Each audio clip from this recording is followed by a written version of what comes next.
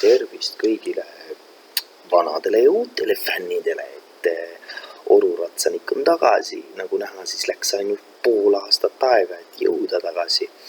Et täna oleme siis jälle telefonikaameraga, et mul on tegelikult uus kaamera, trummipõrin, meil on sponsoreid, et tegelikult on küll kasutatud kaamera, aga eks varsti loodetavasti kiiremini kui poole aasta pärast saab siis tollega ka mingisugust contenti, et elame-näeme. Et aga seekord oli siis umbes seal novembri lõpupoole leidsin ühe õhtupooliku, kus natukene oli rohkem aega, et ei olnud kiire koju, et siis võtsin hetsi ja läksime, me saime isegi Mofi kaasa ju, ja meil on nii palju uuendusi, et nüüd siis nagu näha lumega on see meie staar vasikakene nõus, et tema ei pea kaasa tulema igale poole läbi aia. Et see on nagu fun ja ma arvan, et ega siis midagi. Et nagu te näete, meil on 47 väga põnevat minutit ees, kus me läksime Mufi ja Hetsuga siis ratsutama, aga kuna ma mõtlesin, et mille muuga mulle eetrit täita oleks kui sellega, mis mulle endale meeldib, et mina mõtlesin, et hakkaks mingit raamatut lugema. Et ma muidugi olen selle enne juba mitu korda läbi lugenud, aga kuna lihtsalt tegu on niivõrd tähtsa ja ajaloolise raamatuga, siis seda ei saa lihtsalt mitte lugeda veel kord ja veel kord ja veel kord. Et kuna siin raamatus natukene tuleb ka siiski ratsutamisest juttu, siis on ju põnev see võtta täpselt selleks raamatuks, et jutt nimelt käib Hendrik Liivimaa kroonikast, millest ma arvan, et ma selle eesosa jätan küll vahele, sest seal oli mingi 20 lehekülge umbes seda eellugu sellest, et kui tähtis see on ja nii. Tegelikult ma võib-olla isegi ühe tsitaadi võtaks sealt, sellepärast see on, ma arvan, siuke hea algus sellele raamatule, et nimelt siis ma ise räägin nii palju, kui ma tean, siis ma võtan selle tsitaadi ja siis hakkame ka otsast pihta. Aga proovime siis kokkuvõtlikult teha, et nendele, kes on nagu täiesti nii-öelda nullist tulevad Eesti ajalukku, siis üritame teha nii, et oleks kõigile arusaadav, et 800 aastat tagasi ütleks, et Eestimaa oli üpriski vaba igasugustest võõrvallutajatest ja seda kutsuti siis muistseks vabaduseks, sellepärast et ajaloos nimetatakse seda perioodi muinasajaks. Et sealt on ka tulnud muinasjutud pärit ja niimoodi. Et siis oli, kuidas öeldagi, autosid ei olnud ja elektrit ei olnud ja elu oligi selline natukene raskem, aga selle eest ka lihtsam. Et töö käis hobustega ja kätega, mitte nii väga peadega, aga eks neid tarku päid oli ka seal, et sellest tuleb kindlasti raamatus juttu. Aga okei, ühesõnaga natukene konteksti siis luua, siis natukene rohkem kui 800 aastat tagasi või 2000 aastat tagasi siis hakkas kristlus pihta ja see sai väga popiks Euroopas ja seda hakati siis üpriski innukalt ka teistesse riikidesse eksportima ja selleks ekspordiriigiks sai siis Eesti umbes, ütleme siis natuke rohkem kui 800 aastat tagasi. Ja siis see raamat, siis õigemini Hendrik Liivimaa kroonika siis räägib sellest sõjast, kuidas kristlust eksporditi Eesti ja Lätti. Et siin on igasugused rahvad, mõned neist on välja surnud praeguseks ja mõned neist elavad siiani, et eks ma jõudumööda hakkan seal seletama ja üritan võib-olla isegi mingeid pildikesi siis tuua, et natukene geograafilist tarkust ka levitada siin. Aga lähme siis selle raamatu juurde, et selleks nii-öelda tõlkjaks ja eessõnaks ja kommentaarideks on Tarvel ja siin esimestel lehekülgedel on ta maininud härra Mägistet, kes oma 62. aastal ilmunud tõlke eessõnas märkis ära, et Henriku kroonika on meie maa ja rahva ajaloo seisukohalt ainulaadse tähtsusega Eesti 13. sajandi vabadusvõitluse heroilist traagiline kirjeldus, mis valgustab eredalt eestlaste maa jõukust, ilu ja oma aja kohta kõrget sotsiaalkultuurilist taset ning visa vabaduse tahet. Et see siis on Enn Tarveli arvates väga õige ja ainult tänu Henriku kroonikale on olemas seostatud ettekujutlus Liivi, Läti ja Eestimaa vallutamisest 12. sajandi lõpul ning 13. sajandi algul. Kui kroonika käsikiri oleks enne ärakirjade tegemist kaduma läinud, oleks meil Eesti 13. sajandi alguse ajaloo kohta säilinud mõni maadejagamisürik, Liivimaa vanem riimkroonika ebamäärane jutustus ning mõni napp teade Vene, Taani, Rootsi ja Saksa ajaraamatutest.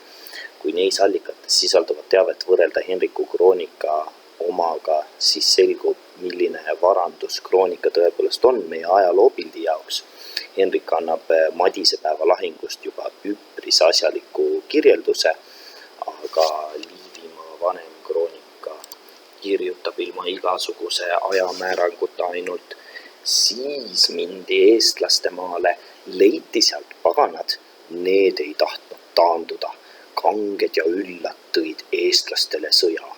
Tubli Viljandi linmus ei ole kaugel lahinguväljast, kus neil võitlusest isu täis tehti oma 1,5 penikoormat.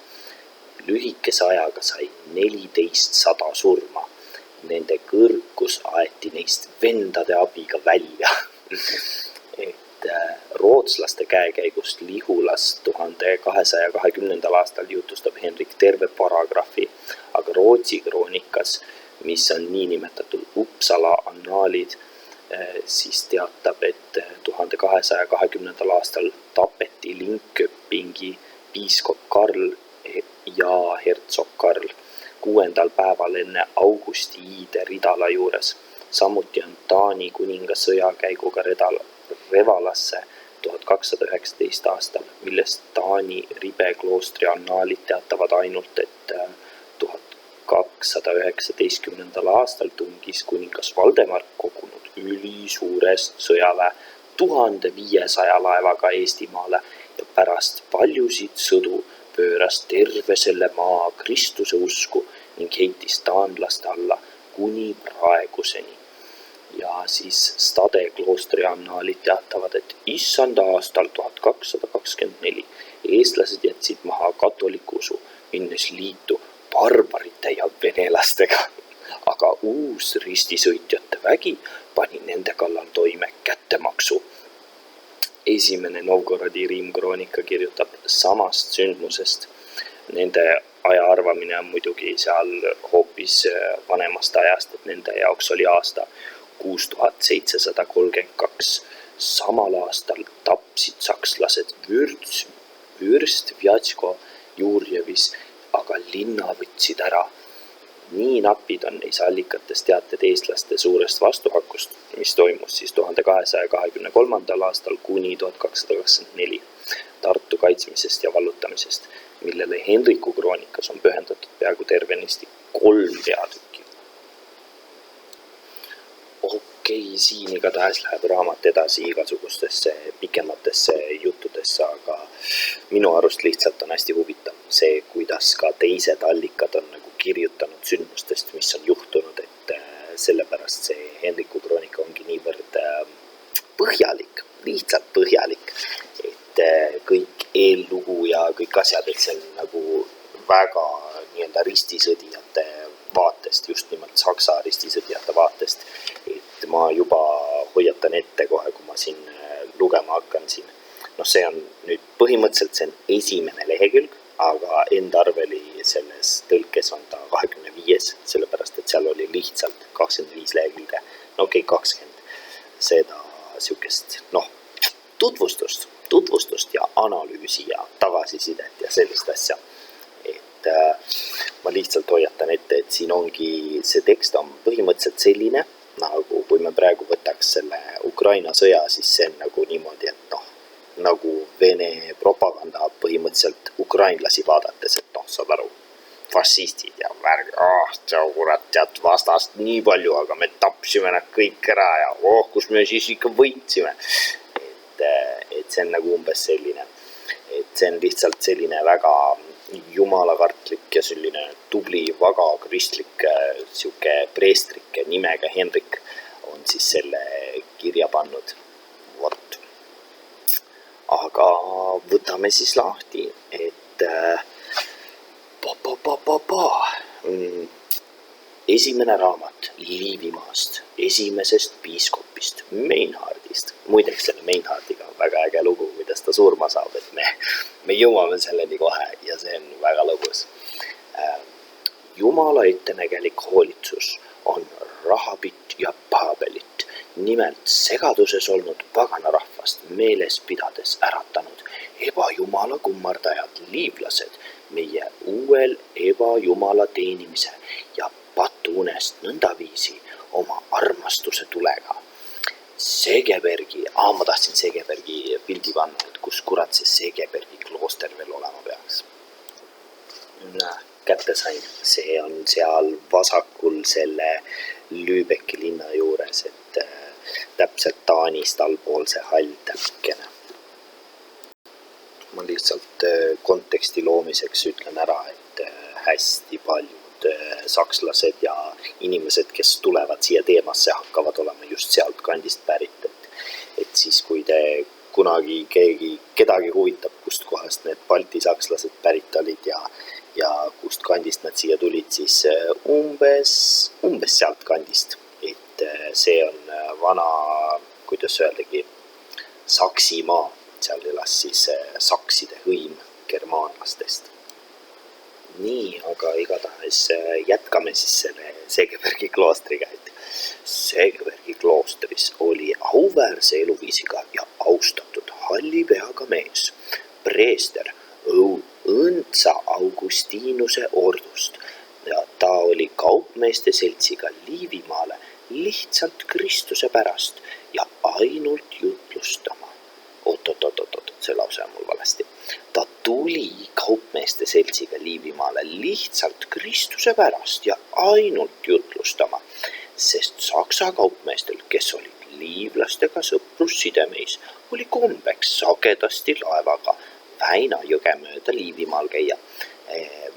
Äkki ma ei pea kaarti andma võib-olla inimestel? Ei, ma annan kaardi. Nii, igatahes Väinajõgi voolab Riiast läbi ja läheb sealt Kagu suunas alla, läbi põhimõtteliselt kõik need linnad, mis olid vanasti ajaloolised linnad, siis on Väinajõe ääres nii-öelda oma kaubandusega üles kerkinud. Nii, kus me selle raamatuga siis jäimegi, igatahes jutupoint oli see, et saksa kaupmeestel oli, kuidas öeldagi, liivlaste juures kombeks kauplemas käia, kellega nad olid sõbrad. Muideks need liivlased olid paganad, nagu te kohe kuulma hakkate, nii et see, et kristlased ja paganad omavahel kauplesid, oli ka täiesti okei, aga siin hakkab igasugu ägedaid siukseid propagandistlikke teemasid tulema, et miks kuulutada sõda ja miks on keegi paha ja nii edasi. Niisiis, eelnimetatud preester saanud niisiis loa Polotski kuningalt Vladimirilt, kellele liivlased seni ajani paganad anda meid tasusid ja samuti ka võtnud tema käest kingitusi vastu, hakkab julgesti Jumala tööle, pidades liivlastele jutlusi ja ehitades üks külasse kirikut. Niisiis, oi, meil tuleb siin Polotski ja siis meil tuleb üks küla, ma kohe vaatan, kus siin pilte saab. Nii, igatahes see on soomlaste kaart, aga see oli lihtsalt nii hea, et ma pidin selle võtma, sest siin on nii hästi see, kuidas öeldagi, Väinajõgi ja sellest siis see Polotski linn on täpselt seal keskel.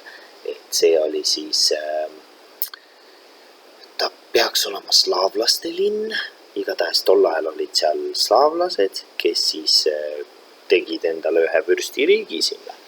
Ja sealt siis oli see, kuidas öeldagi, Meinhard oli küsinud omale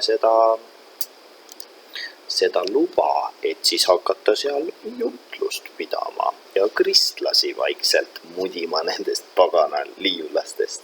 Aga okei, lähme edasi. Sellest külast on esimene Ülo, Kuleveene isa ja Viešo Alo isa. Nemad ristitakse esimestena, teised järgnevad omakorda. Järgmisel talvel laastavad leedulased Liivimaad ja viivad väga paljusid vangipõlve. Nende märatsemise eest kõrvale hoides varjab seesinane usukuulutaja ennast koos ükskülalastega metsades. Kui leedulased on lahkunud, siis kurdab nimetatud Meinhard liivlaste sõgeduse üle, sest neil ei ole mingeid kindlustusi ja lubab, et neile tehakse linnused, kui nad otsustavad end Jumala lasteks pidada ja seda olla.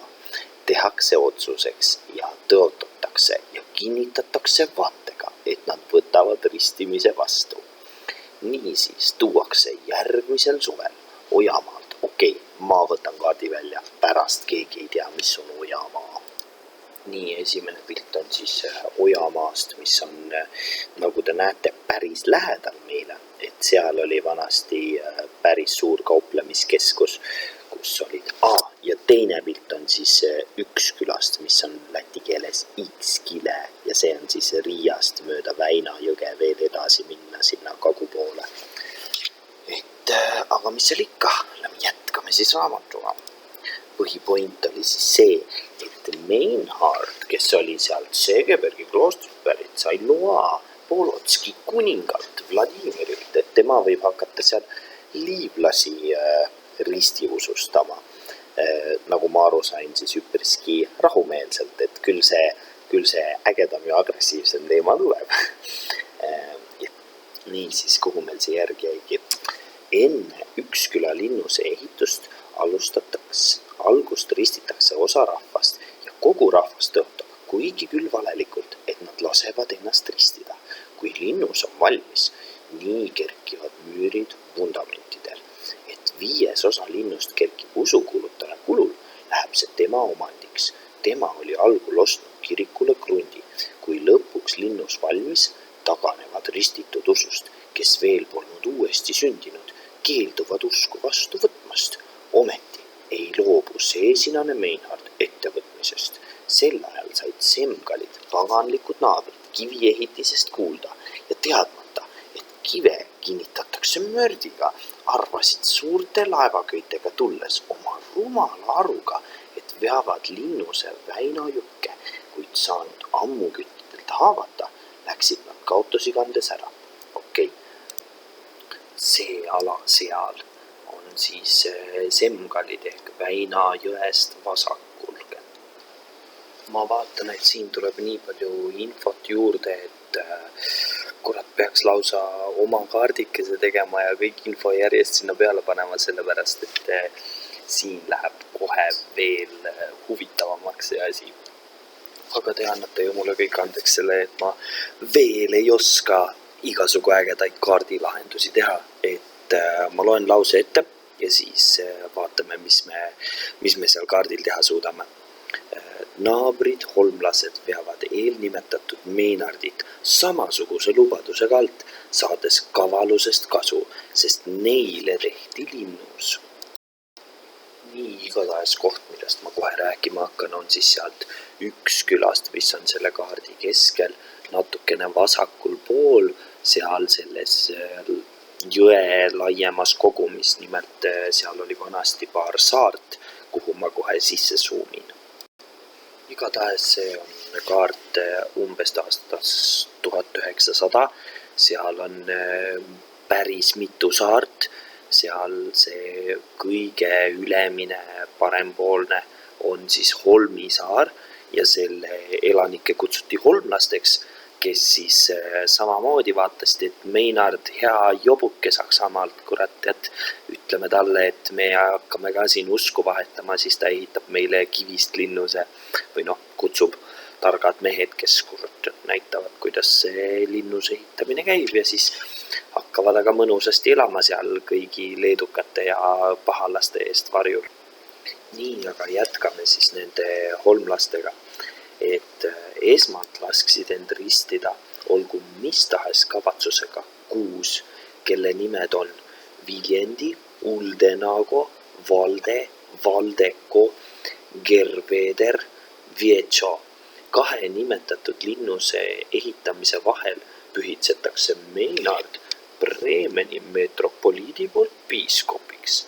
Et nende nimede puhul on tegelikult päris huvitav, nagu Viljandi oleks vanasti inimese nimi olnud, et liivlased on nimelt keelesugulased meile ja Valdek ja Valdeko. Valdeko vist enam ei ole inimese nimi, aga Valdek küll on mehe nimi, et päris huvitavad nimed. Ja siis nagu näha, siis samal ajal kui Meinhard lasi ennast lollitada liivlastel, kes siis elasid Väina jõe ääres, et siis Bremeni metropoliidi poolt, kes siis on nagu põhimõtteliselt siuke piiskoppide piiskop, ehk siis kõrgem ametnik ristiusus, et see siis pühitses tema piiskopiks, et küll ta siis sai ikka tähtsaks meheks, mitte et see mingit suurt infot meile annaks, aga ma lihtsalt panen pildiga, et kus see Bremen asub, et see on tegelikult üpriski samas kohas, kus see nagu üldine Põhja-Saksamaa on. Okei, aga lähme edasi, et me oleme alles põhimõtteliselt 1 lehekülje lõpuni jõudnud, aga õnneks meil videomaterjali on küll ja veel, et mul siin lõpus põhimõtteliselt sai telefoni aku lihtsalt tühjaks, nii et siis saigi videomaterjali otsa. Aga kui aga teine linnus oli valmis saanud, valetas ülekohus iseendale, unustanud vande ega olnud ühtainustki, kes oleks usu vastu võtnud. Usukuulutaja hing saab muidugi rahutuks, pealegi, et nad rüüstanud kord-korralt ta vara ja tagunud rusikatega ta peret, otsustavad tema enda oma maalt välja ajada ja arvavad ristimise, mille nad olid vees vastu võtnud, kõrvaldavad enda pesemisega Väinas, saates selle Saksamaale tagasi. Kurat, kus see on huvitav, see on ikka nagu ehtne skämmamine lihtsalt, mingi kirikupapi tuleb, suured rahad, räägib usust, kohalikud on nagu, et no davai, see on nagu mingi eurorahade skämmamine lihtsalt, võetakse kõik vastu ja siis saadetakse tagasi, kurat, ega meil seda usuasja vaja polnudki. Okei, siit edasi läheb igatahes päris pikaks jutt, et sel samal piiskopil oli kaastööline evangeeliumis vend Theodorik tsisterlaste ordust, pärastpoole Eestimaa piiskop, kelle Toreida liivlased kavatsevad oma jumalatele ohverdada, sest tema põldudel on vili vootsam, aga nende viljad hävisid liigvihmade käes. Rahvas tuleb kokku, arvuga küsitakse jumalate tahet ohverdamise kohta. Oda pannakse maha, hobune astub, paneb jumala tahtel ette eluks arvatud jala. Vend palvetab suuga, õnnistab käega, arbuja kuulutab, kristlaste jumal istuvat hobuse seljas ja sundivat hobust jalga ette panema. Seetõttu tulevad hobuse selga pühkida, et jumal maha kukuks, kui see tehtud ja hobune paneb elu jala ette nagu ennegi, jäetakse vend Theodorik ellu. Kui see sama vend saadeti Eestimaale, siis ta sai päikesevarjutuse tõttu, mis oli Ristja Johannese päeval, palju surmaohtu kannatada paganate läbi, kes ütlesid, et ta söövad päikse ära. Väga huvitavad read, igatahes Ristja Johannese päev on siis jaanipäev ja see, kuidas see oli, varjutus oli õigemini 1191. aastal, ehk siis siin tuleb natukene isegi meie armsast kodumaast juttu, kuidas kohalikud tahtsid ühte vaest venda Theodorikki, kellest sai siis hiljem Eestimaa piiskop, üpriski, kuidas öeldagi, jumalatele anda läbi päris ägeda sellise, kuidas see ongi, see on nagu liisu heitmine, see arbumine nagu näha, et siis küsiti jumalatelt, et kas nüüd saab seda preestrit ohverdada või ei saa. Et päris äge lugu sellest. Et jah, ma vaatan üle, et ega ma sain isegi esimene kord lugedes valesti aru, nimelt see hobuse nii-öelda astumisega ohverdamine või ohverdamiskavatsused olid Toreida liivlastel, et ma panen siia kohe kaardipildi ka. Et Toreida on siis seal kaardil vaadates üleval pool Sigulda juures, et Sigulda on seal Koiva jõe ääres, et sellest Koiva jõest tuleb ka väga palju juttu. Et Toreida on siis sealt täpselt seal samas Siguldast lihtsalt teisel pool jõge, et see on hästi huvitav paik, et seal on põhimõtteliselt 2 keskaegset linnust on nagu nii-öelda silmnähtavuse kaugusel üksteisest, et seal peeti juba muistse vabadusvõitluse ajal kõvasti sõdu ja seal juhtus palju asju. Okei, nii, juhtus mis juhtus, aga lähme edasi raamatuga, ega me muidu ei jõua kuhugi. Seal oli siis pooleli see, kuidas öeldigi, see, mis eestlased tahtsid selle vend Theoderikiga teha, siis kui päikesevarjutus oli samal jaanipäeval, kui tema seal oli. Igatahes samal ajal palus keegi haavatud liivlane Toreidast, et vend Theoderik teda ravitseks, lubades end ristida lasta, kui ta terveks ravitud saab. Tampides rohtusid peeneks, nende toimet küll teadmata, kuid kutsudes appi issanda nime, tegi aga vend ta terveks ihult ja ristimisega ka hingelt. Ja see võttis esimesena Toreidas Kristuse usu vastu. Et see on üks päris äge seik sellest, kuidas ikka jälle see tuleb siin raamatus ette, kuidas juhtus ime, vend tegi niimoodi, pani mingi suvalisi taimi kokku, tegi ikka niimoodi ja siis sai kohe teine terveks ja tead ristis kohe ära ka ja siis selline ime juhtus, et kõik hakkasid Kristust uskuma. Okei, lähme edasi selle ravimise teemaga. Ka keegi tõbine kutsub vend Theoderiki ja palub ristimist. Naiste häbematu kangekaelsus takistab teda pühas kavatsuses, kuid haiguse ägenedes saadakse naiselikust uskmatusest võitu. Ta ristitakse ja antakse palvetega Jumala hoolde. Selle surija hinge nägi 7 penikoorma tagant keegi vast ristitu inglite poolt taevasse kantavat ja tundis ära. Okei, jätkame. Aga näinud ära liivlaste kangekaelsuse ja töö tühjenemise, läheb eelnimetatud piiskop kogunud vaimulikud ja vennad kokku lahkumise kavatsusega kaupmeeste laevade juurde, mis pidid juba lihavõtte ajal Ojamaale minema. Jutt käib siis 1195. aasta lihavõtetest ehk siis varakevadest. Sellest kardab liivlaste salakavallus ja kahtlustab, et nende peale tuleb kristlaste sõjavägi. Sellepärast nad püüavad kavaluse ja pisaratega ja mitmel muul viisil ülalnimetatud piiskopi silmakirjalikult tagasi kutsuda, lausudes talle nagu nood kunagi õndsale Martinile, ehkki mitte sama kavatsusega. Miks sa meid jätad, isa, või kellele sa meid hüljatuid jätad, sest lahkudes jätab karjane oma lambad hädaohtu huntide lõugade ette ja liivlased lubavad ise jälle, et võtavad usu täielikult vastu. Tema ilmsüütu usub iga sõna ja pöördub kaupmeeste nõuandel liivlastega koos tagasi, saanud ühtlasi kinnituse, et sõjavägi saabub.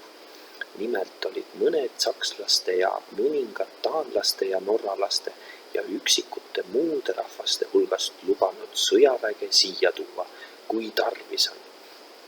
Pärast kaupmeeste lahkumist tervitavad holmlased tagasi tulevat piiskoppi juuda tervitusega ja vaimus öeldes tere, rabi ja küsivad, mis hinnaga saab Ojamaal osta soola või vatmatit.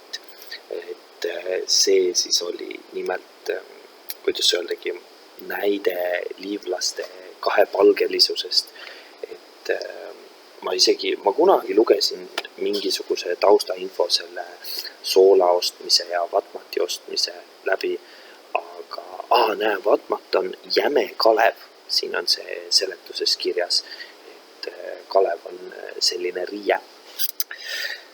Et igatahes need liivlased olid üpriski kahepalgelised selle piiskopi osas ja eks te kuulete, mis nendest vaestest paganatest varsti saama hakkab.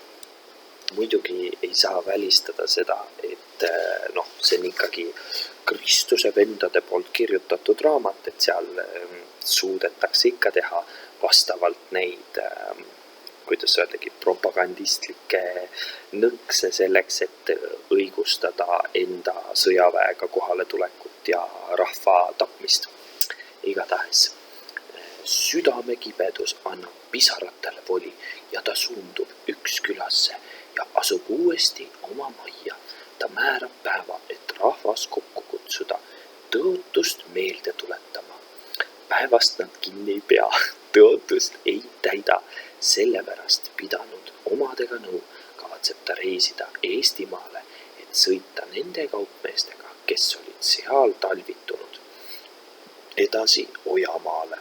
Vahepeal kannavad liivlased hood, et ta tee peal otsa saaks, kuid toreidalaste Anno ehk siis selle nimeline mees hoiatab teda ja manitseb tagasi minema. Ta pöördub niisiis igat pidi vintsutatuna üks külasse tagasi, suutmata maalt lahkuda. Kurat, see on ikka äge.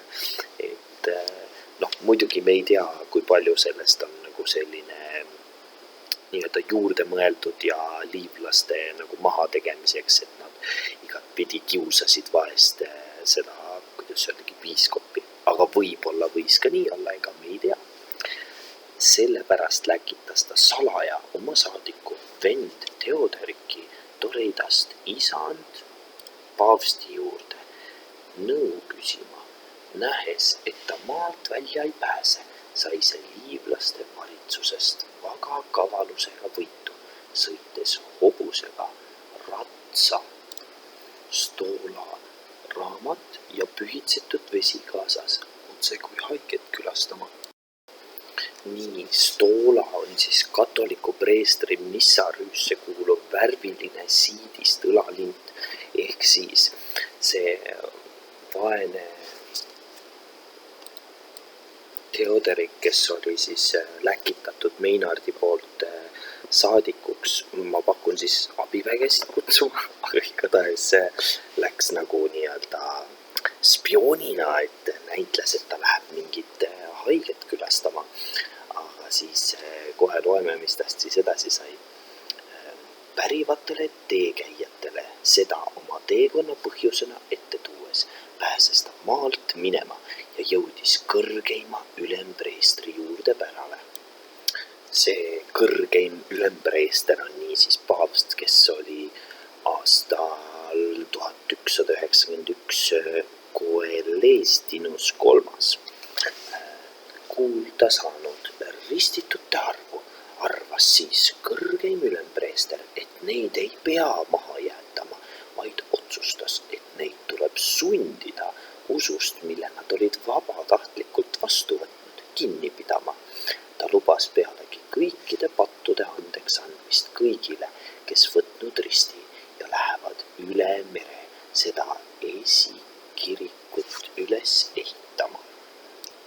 See koht on muideks väga huvitav seik ajaloost, mis minu arvates ja ma arvan, et mõndade teiste ajaloolaste arvates ka võib ära põhjendada, kuidas on paavst süüdi või mis siis nii-öelda vastutav selle eest, et siin Eesti rahvast ristiusustati ja anastati siis 13. sajandil, sest seda asja nii-öelda alustati juba 12. sajandi algul, et siin mail ristisõdimine võrdsustati sellega, mida tehti seal pühal maal, ehk siis seal, kust see Jeesus pärit on. Teate küll, Iisrael ja nii. Aga lähme siis raamatuga edasi. Juba siis oli seesama piiskop koos Rootsi hertsogi, sakslaste ja ojamaalastega läinud sõjaga kuralaste vastu, aga aetud tormiga Virumaale, Eestimaa provintsi. Nad randuvad ja laastavad maad 3 päeva, kuid kuni virulased pidasid läbirääkimisi usu vastuvõtmise üle, pööras hertsog, võtnud neilt pigem andamit, heisates purjed sakslaste meelevahaks minema. Väga huvitav seik arvatavasti aastast 1197, kus siis põhimõtteliselt juba taheti käia mõõgaga risti levitamas, aga nagu näha, siis Rootsi hertsog lõi kartma Virumaa ees, sellepärast et ta ei soovinud sinna jääda risti levitama, sellepärast et nagu kirjas oli, kuid kuni virulased pidasid läbirääkimisi usu vastuvõtmise üle, pööras hertsog, võtnud neilt pigem andamit, heisates purjed sakslaste meelepahaks minema.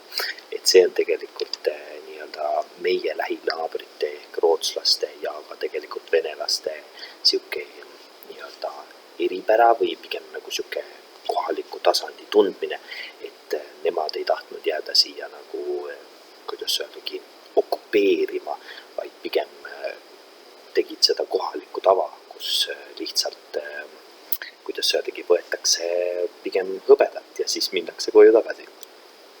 Okei, jätkame.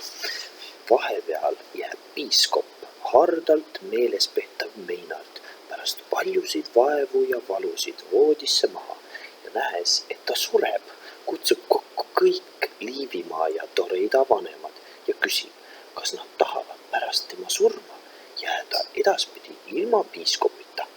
Nemad aga kinnitavad üheskoos, et nad tahavad pigem piiskopist ja isast rõõmu tunda ja vähe aja pärast lõpetas piiskop oma viimse päeva, mis on hästi huvitav.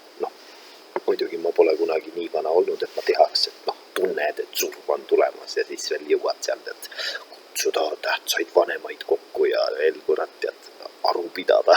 Aga kahjuks ma ennatlikult hakkasin juba unistama, et see on see piiskop, kes saab lahingus surma ühe ägeda täku tõttu. Aga ei olegi, nii et jätkame ja vaatame siis, kuhu siis see järgmine piiskop omadega jõuab.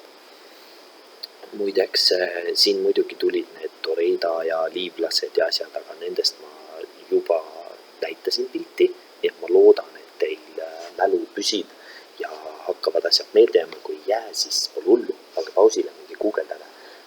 Meil veel nagu näha ratsamad ka kestab, ehk siis lähme edasi. Tundub, et see Henrik siis, kes on selle raamatu esialgne autor, on selle, kuidas öeldagi, oma suure raamatu jaganud 3 suureks tükiks.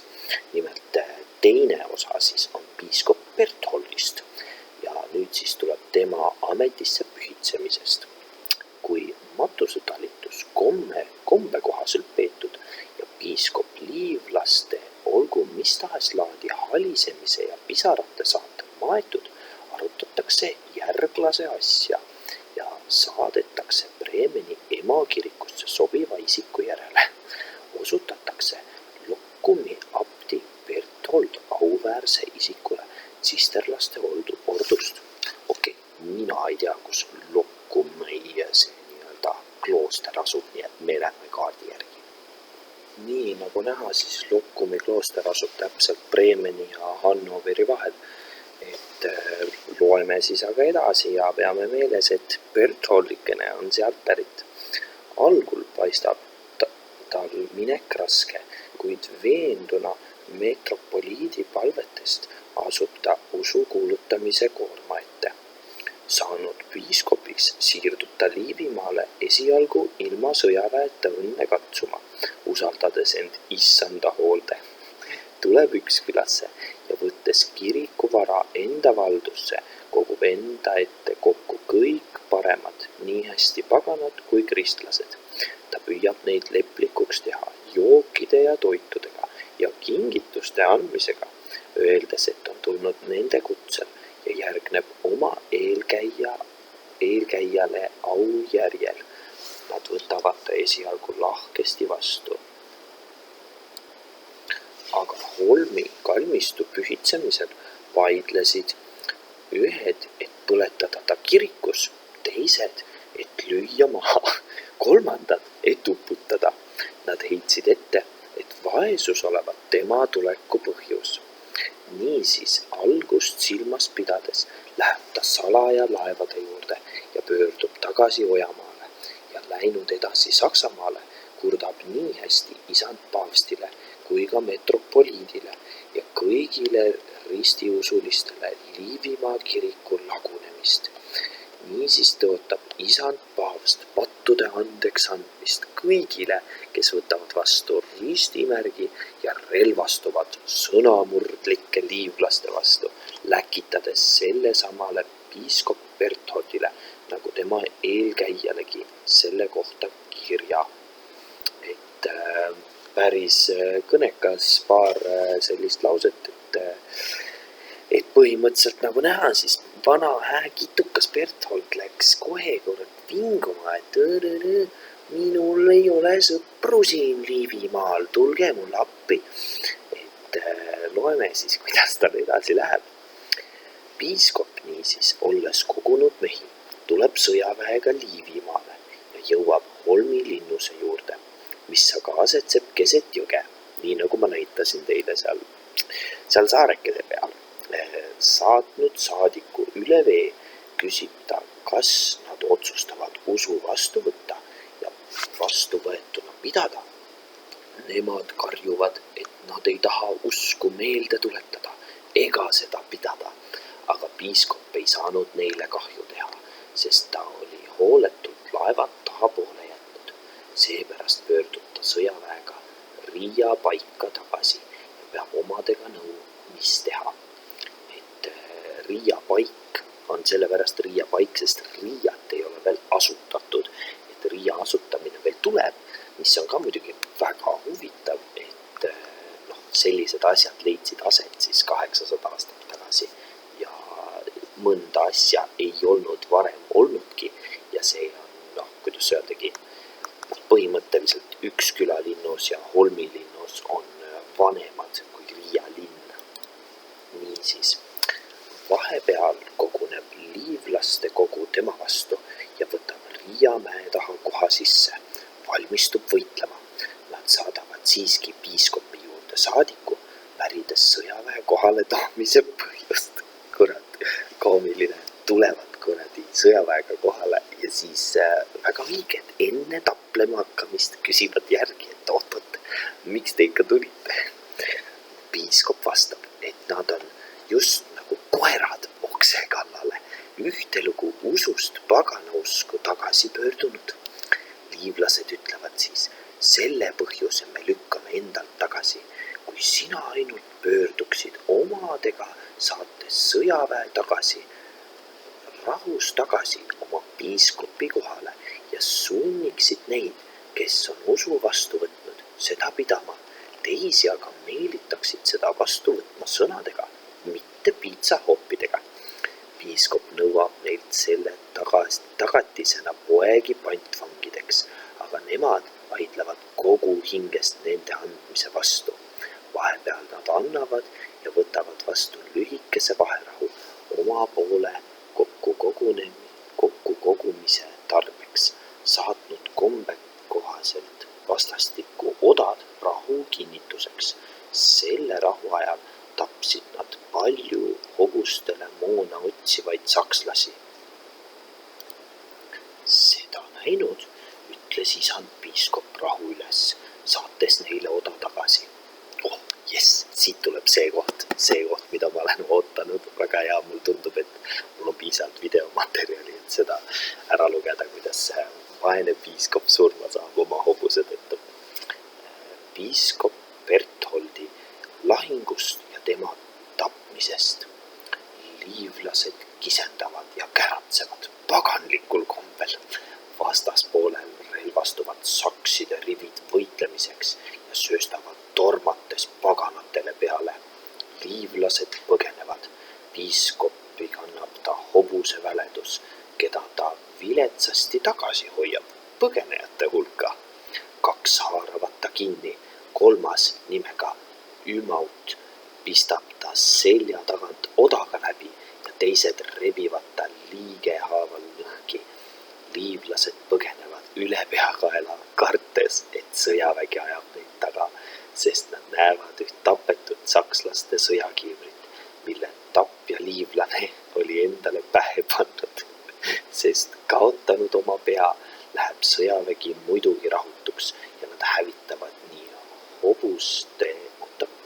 hobustega kui laevadelt, nii tule kui mõõgaga liivlaste viljasid. Et jah, see oli siis minu lemmikosa sellest, kuidas üks piiskop lihtsalt ära notitakse sellepärast, et ta liiga uljalt lendab oma hobusega lahingusse. Aga igatahes selleks korraks tundub, et on kõik, et minul saab nüüd mõnekümne sekundi pärast telefoni aku täitsa tühjaks. Mul on seal veel mingisugune pool tundi ratsutamist koju, et järgmine kord, ma ei tea, laen siis telefoni rohkem täis, et igatahes see kaamera, mis ma sain heldelt sponsorilt, see igatahes nõuab natukene putitamist veel, et tollega läheb aega, aga igatahes minul oli väga huvitav seda uuesti läbi lugeda ja just ka analüüsida ja vaadata kaartidelt asukohti ja niimoodi. Et eks kui on nõuandeid, soovitusi, vingumisi, kriitikat, siis võite kõik kommentaaridesse panna ja ma arvan, et selle ma võin juba ise ära öelda, et mul vist oleks mingit paremat mikrit vaja, et seda küll tahaks. Aga muidu ütleks, et oli tore ja loodame, et siis varsti jälle saame jätkata äkki selle raamatuga.